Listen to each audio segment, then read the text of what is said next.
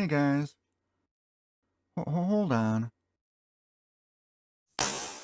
Oh yeah, this is the Wilton BASH hammer. It actually stands for Badass Sledgehammer. I did not make that up. That's its official name. I've had a couple of these since like 2016. They're pretty cool. Their claim to fame is that the handles are unbreakable. They have a unique design. There's a series of steel rods that connect to a metal plate in the head. Then the handle is molded around those rods, ensuring that the head can never detach from the handle.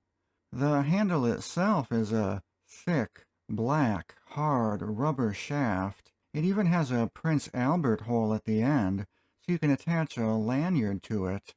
The hole is reinforced with a steel plate, so no matter how hard someone tugs on it, it won't pull out.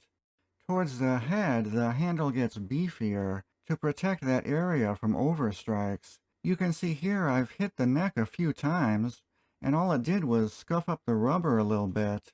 On wood handles, a lot of times I'll wrap a cut-up beer can around the neck and then duct tape it down to protect from overstrikes. But you don't have to worry about that with these Wiltons.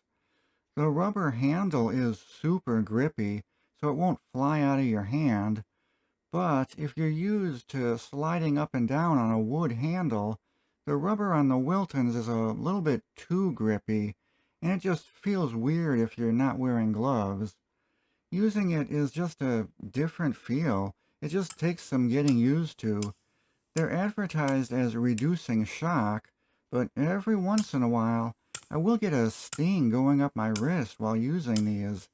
It only happens once in a blue moon, so it might just be me getting old. All in all, I really like these hammers. The only negatives are cosmetic.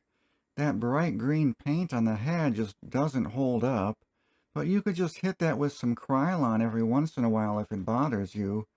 The rubber handles are also dirt magnets. That Wilton logo in the middle should also be that bright neon green color, but the dirt has gotten like embedded into the rubber and it just will not clean off, so I just live with it, whatever.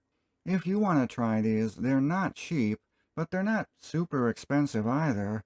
They are imported tools. Mine said made in Mexico on the box.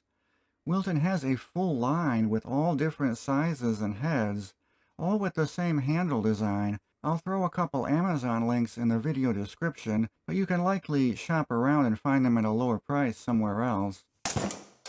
I'll also put a link to the patent document if you want to check that out. It's a really cool handle design just from an engineering perspective. Alright, thanks everyone for watching. See you later. Bye.